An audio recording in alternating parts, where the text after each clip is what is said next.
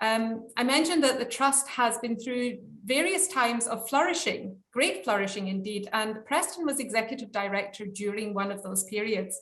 When I approached Preston to ask if he'd be willing to talk this evening, it was clear that there were a large number of topics that we could talk about from those years when he was Executive Director.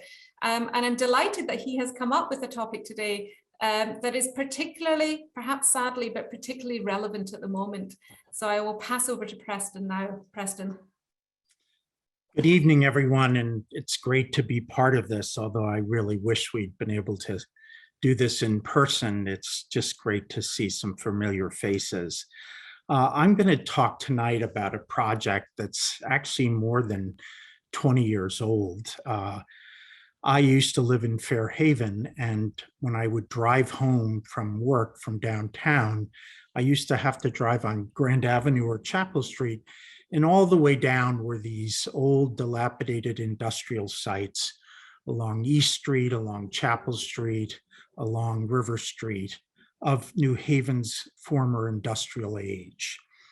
These buildings were part of our heritage, and yet no one appreciated them. We knew about Yale, we knew about Fairhaven, we knew about Worcester Square, but the great industrial heritage that really made New Haven what it is, especially at the end of the 20th century, these buildings were just lying fallow. So I thought to myself, we need to do something, and the Industrial Heritage Project was born. I wrote a grant to the Women's Seaman Friends Society, which generously and graciously gave us the money to start the project. Fast forward about 10 years, and Floyd Shumway, president of the Trust, pulled together a team of people, including myself, Marge Noyes, Sylvia Garfield from the Trust, Bob Gordon, Doug Ray, Carolyn Cooper from Yale University, and Bruce Clouet, who was a Connecticut industrial historian, to come up with the book, Carriages and Clocks, Corset and Locks. This book ended up being a 3-year exercise in research, advocacy, and publication, education about not all of New Haven's industrial buildings, but the ones that were still standing that were threatened. And if I could have the next slide, please.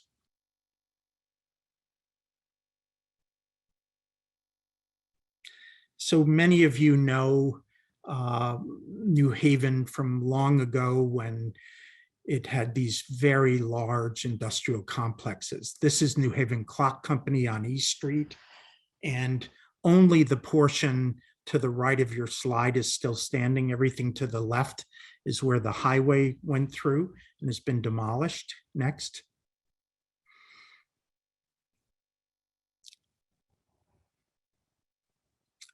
This is a view of that area. This is the waterfront where the Mill River enters the harbor in a bird's eye view from the 1880s.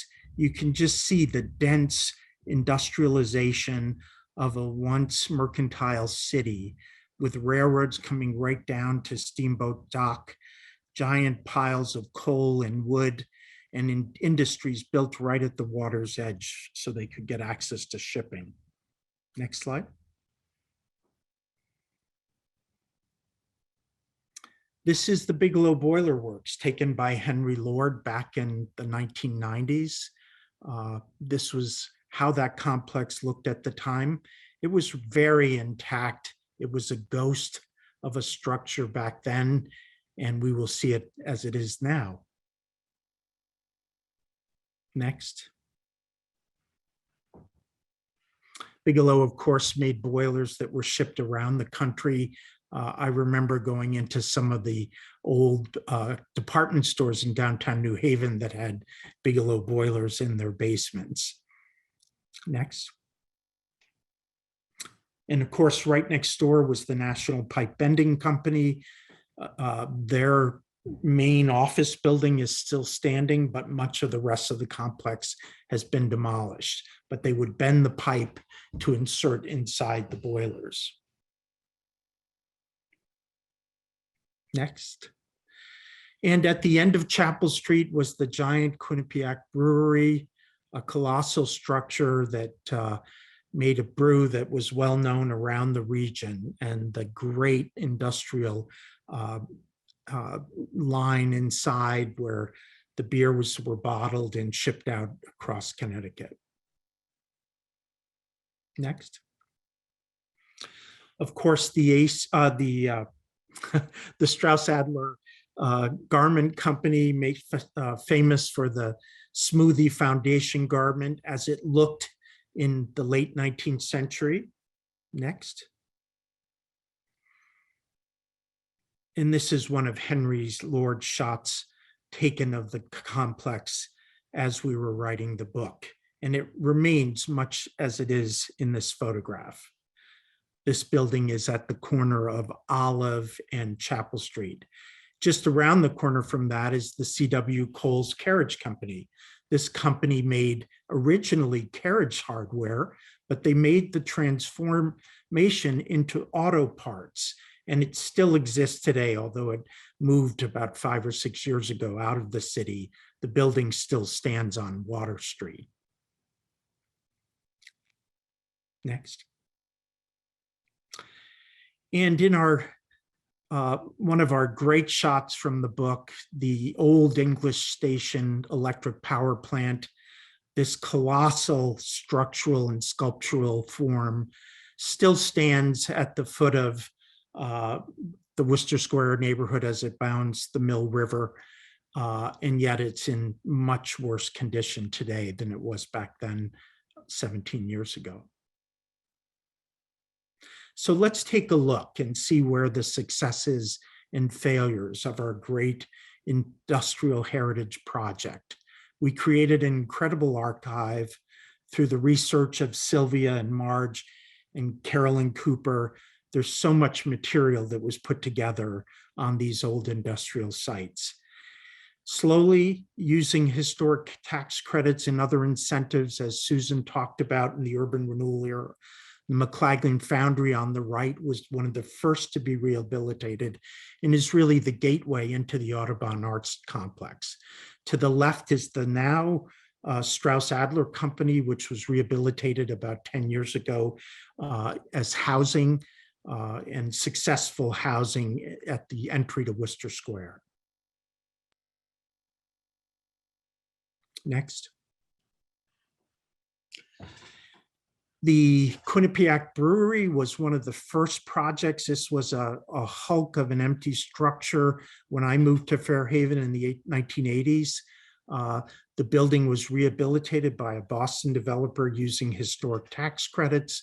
It was very successfully done and continues to be a gateway to the River Historic District. Unfortunately, the owners decided to tear down the gatehouse and the boundary wall where you see those arborvitae plants, which is too bad, but the main structure still stands.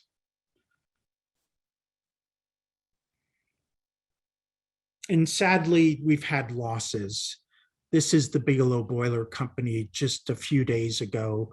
The only portion that remains is the original assembly building. The crane you see is sitting on top of what used to be the office, and the days are numbered for this entire complex.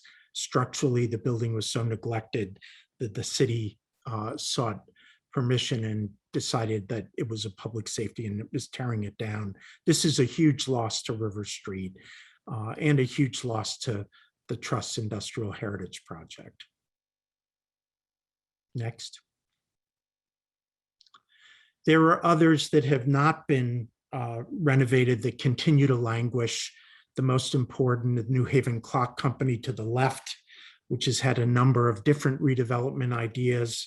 Nothing has gained traction yet. And then to the right, the Fitch Carriage Company on Chapel Street, an amazing building that forms a wall heading down Chapel to Fairhaven, still remains empty and vulnerable. Next.